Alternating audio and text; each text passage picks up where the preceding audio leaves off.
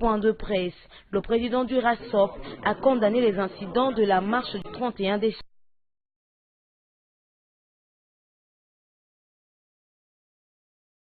Le rassemblement réitère sa proposition d'instituer une période de transition sans Joseph Kabila. Au cours de ce point de presse, le président du RASOP a condamné les incidents de la marche du 31 décembre. Le rassemblement dénonce et condamne avec la plus grande fermeté cette barbarie d'un autre âge qui a entraîné plus de 11 morts, des centaines de blessés et de nombreuses arrestations, dont des religieuses et des religieux, des enfants de cœur et des vieillards, d'énormes dégâts matériels ainsi que la profanation de lieux de culte. Félix Tshisekedi demande aux Congolais et à la communauté internationale de ne plus reconnaître le pouvoir de Joseph Kabila, aux partenaires d'intensifier les sanctions contre les autorités congolaises. Le rassemblement demande aux partenaires bilatéraux et multilatéraux d'intensifier les sanctions ciblées contre Joseph Kabila, son entourage proche et les tenants de son régime qui s'illustrent dans le blocage du processus électoral et excellent dans les violations des droits de l'homme. Face à la situation du 31 décembre, le RASOP demande à la Cour pénale internationale et aux organes internationaux de droits de l'homme de mener des enquêtes et d'initier des poursuites judiciaires contre les auteurs de violations de droits de l'homme. La voix des sans-voix condamne avec la dernière énergie la répression vidante et sanglante dont ont été victimes le chrétien manifestant pacifique le dimanche dernier. La VSV appelle à des sanctions exemplaires contre les auteurs commanditaires et exécutants de la répression des manifestants. Suivez. La voix des sans-voix dit avoir effectué un monitoring dans 37 paroisses de l'Église catholique. Les résultats font état des violations massives des droits de l'homme.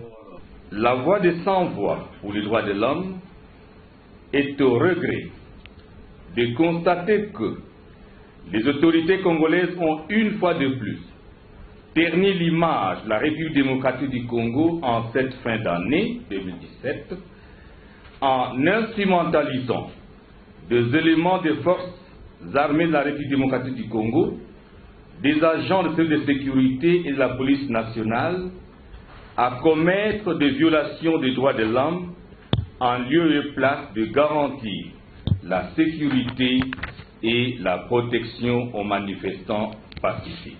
Des arrestations illégales, des atteintes à l'intégrité physique, des violations à la vie et à la liberté du culte. D'où cette condamnation. La voix des sans-voix pour les droits de l'homme condamne et proteste avec la dernière énergie contre la répression violente et sanglante des chrétiens manifestants pacifiques et sans armes, ainsi que la violation des libertés de culte et de manifestation dimanche 31 décembre 2017 à Kinshasa, République démocratique du Congo. La voix des sans-voix tape du poing sur la table contre l'impunité de ceux qui violent les droits de l'homme. Tout en exigeant la fin de l'impunité des auteurs, commanditaires et exécutants des violations des droits humains pendant des manifestations pacifiques, la VSV demande la justice internationale, notamment la Cour pénale internationale, de s'autosaisir des cas de violation des droits humains en RD Congo, dont certains constituent des crimes relevant de sa compétence.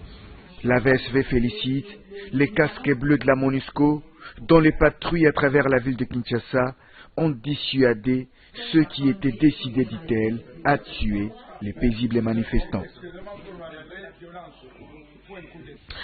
La police nationale congolaise n'a enregistré aucun cas de décès dans les lieux de culte ou paroisses impliquées dans les tentatives de l'ordre public le 31 décembre 2017. C'est ce qu'a affirmé ce mardi le porte-parole de la police nationale congolaise. Selon le colonel Pierrot Mwanamputu, 5 morts ont été enregistrés. On l'écoute au micro de Jeff Caleb. Sur les quelques 49 diocèses que compte l'Église catholique dans le pays, seule une dizaine de paroisses de l'archidiocèse de Kinshasa ainsi que la paroisse Sainte-Thérèse du diocèse de Kamina en province du Haut-Lomami ont enregistré des tentatives de manifestations non coordonnées avec les autorités locales, a dit le colonel Pierrot Mwanamputu. Elles ont été encadrées avec rigueur et professionnalisme